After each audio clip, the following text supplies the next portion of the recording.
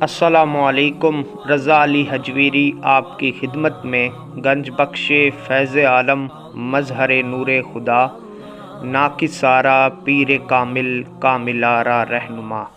ہمارا مقصد تصوف اور معرفت پر 1000 سال پہلے لکھی جانے والی حضرت داتا گنج بخش علی حجویری رحمۃ اللہ علیہ کی مایہ ناز تصنیف کشف المحجوب کی روشنی میں تصوف اور معرفت آپ کے سامنے بیان کرنا ہے۔ جس کتاب کے متعلق حضرت خواجہ نظام الدین اولیاء رحمۃ اللہ علیہ فرماتے ہیں، جس شخص کو بھی مرشد کامل کی تلاش ہو وہ حضرت داتا صاحب کی کتاب کشف المحجوب کو پڑھے، اسے مرشد کامل کی رہنمائی ملے گی۔ روحانیت اور روحانیت کی تلاش میں رہنے والوں کے لیے ہم نے روحانیت کے 7 پردوں کا ذکر الگ الگ ویڈیو میں بیان کر دیا ہے، جو آپ ہمارے یوٹیوب چینل پر دیکھ سکتے ہیں۔ آج ہم آپ کے سامنے روحانیت میں انسان کو پرواز کیسے نصیب ہوتی ہے یا انسان روحانیت میں پرواز کیسے کر سکتا ہے وہ بیان کریں گے۔ حضرت ابو علی سیاہ مرودی رحمۃ اللہ علیہ فرماتے ہیں کہ ایک دفعہ میں سنت کے مطابق زیر ناف بال صاف کر رہا تھا کہ دل میں خیال آیا کہ کیوں نہ آلہ تناسب کو قطع کر دوں، کیونکہ تمام آفت اسی میں ہے۔ غیب سے آواز آئی، اے ابو علی، میری سلطنت میں مداخلت کرتے ہو؟ ہمارے نزدیک ہر عضو دوسرے عضو سے زیادہ اہم ہے۔ اگر تو اس عضو کو اپنے سے جدا کرے گا تو ہم تیرے ہر بال کے اندر 1000 گناہ شہوت پیدا کر دیں گے۔ حضرت شیخ ذنون مصری رحمۃ اللہ علیہ فرماتے ہیں کہ میں نے ایک شخص کو ہوا میں اڑتے ہوئے دیکھا۔ میں نے اس سے پوچھا کہ یہ مرتبہ تمہیں کیسے حاصل کیا؟ اس نے جواب دیا، میں ہوا کو چھوڑا اور ہوا میں اڑا۔ ہوا انسان کی فطرت میں مرکب ہے اور اس کی راحت جان ہے، جیسا کہ رسول خدا صلی اللہ علیہ وآلہ وسلم نے فرمایا، ابن آدم ہوا اور شہوت آدمی کی فطرت میں خمیر کیا گیا ہے۔ رسول خدا صلی اللہ علیہ وسلم نے فرمایا کہ کوئی آدمی نہیں کہ اس کے شیطان نے اس پر غلبہ نہ کیا ہو سوائے عمر کے، جس نے اپنے شیطان پر غلبہ پا لیا ہے۔ ترک ہوا بندے کو امیر کرتی ہے اور ارتکاب ہوا اس امیر کو اسیر بنا دیتی ہے۔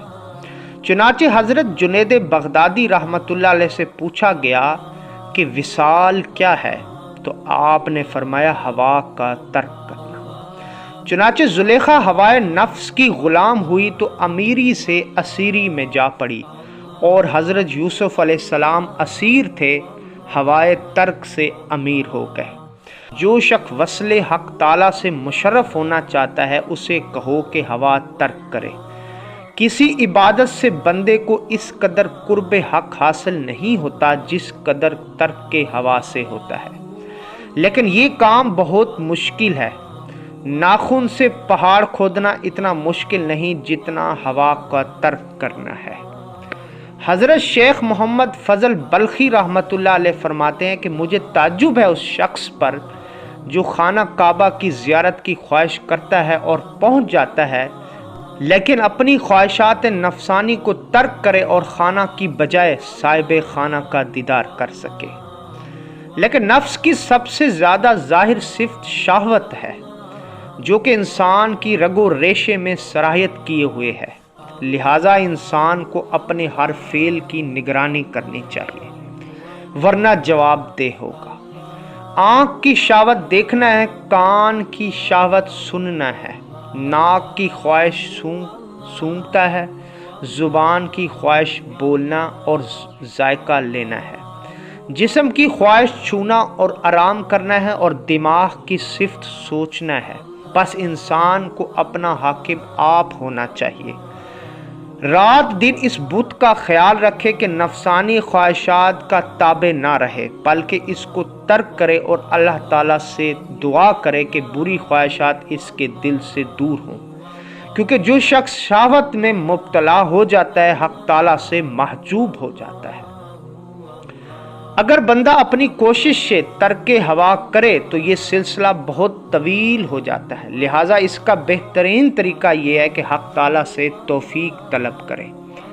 انسان اپنی فطرت نہیں بدل سکتا، ہاں تائید خداوندی اور تعلیم کے ذریعے بد صفات سے نجات حاصل کر سکتا ہے۔ جب مقام تسلیم و رضا حاصل ہو گیا تو بندہ تمام آفات سے نجات پا سکتا ہے، نہ کہ کوشش سے، کیونکہ جب تک رحمت حق شامل نہ ہو کوشش سے کام نہیں بنتا۔